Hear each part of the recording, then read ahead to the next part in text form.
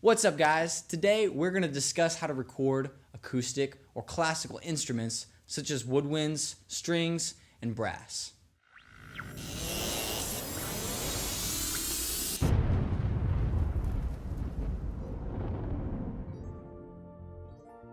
Something to know about acoustic instruments is that they have much more dynamic capability than those that require power or use speakers. The capabilities of the instrument aren't dependent on the power source, and they aren't determined by the quality of the speakers, but instead on how the instrument is played.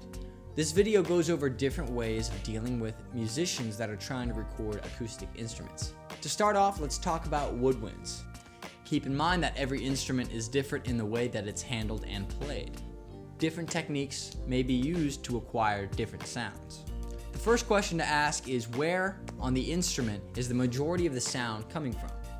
Is it the bell, the sound holes, or maybe both? Experimenting with room ambience and isolation can help you decide what kind of sound you want.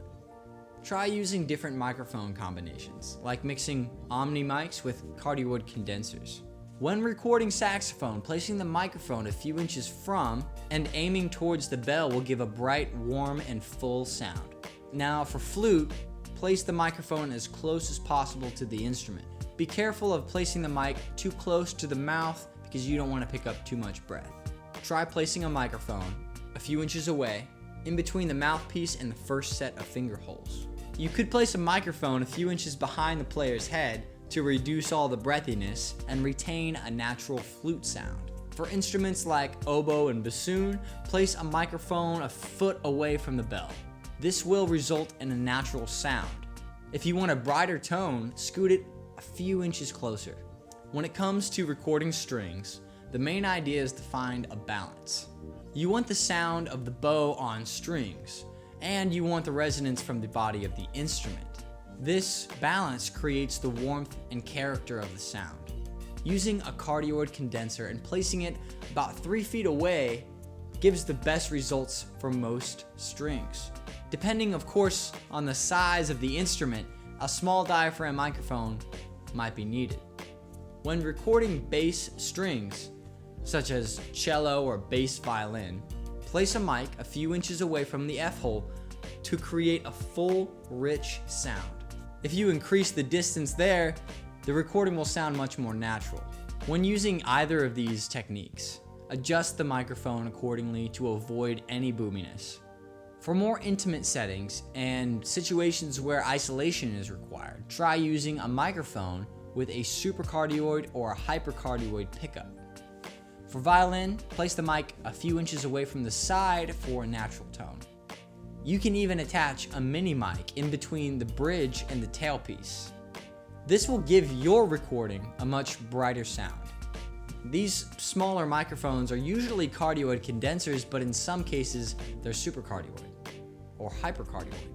The two things to watch out for when recording violin or viola is, number one, bleed from the headphones. Number two, the musician moving around too much during the recording process. It's always nice to have a multi-pattern condenser microphone on hand when recording brass instruments. Placing a microphone about a foot or two in front of the instrument will sound natural, and in some cases even mellow. Placing the mic right in front of the bell will create a much brighter sound. The multi-pattern condenser will help you make a decision on how you want the sound to be captured. The closer the mic is to the source, the less bleed or room ambience that will be captured, therefore the most isolation that it can be offered. A great microphone for recording brass is a ribbon mic, depending on how isolated you want the recording to be. Remember, the further the microphone, the more ambience will be captured. Because brass instruments are very directional, placing the microphone a little off-center will help reduce the amount of higher frequencies in your recording. Miking from above on certain instruments, such as tuba or French horn, can be a useful trick. It's great if you're looking for even more isolation. Classical musicians may not be used to a studio setting.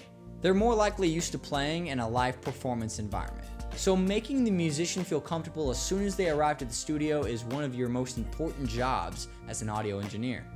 Every instrument from these categories is just as unique as the person playing it. So finding the right tone will take a lot of testing. Be sure to prepare or have plenty of time before recording. Next week, we're going to tackle the miking up and recording process of drums.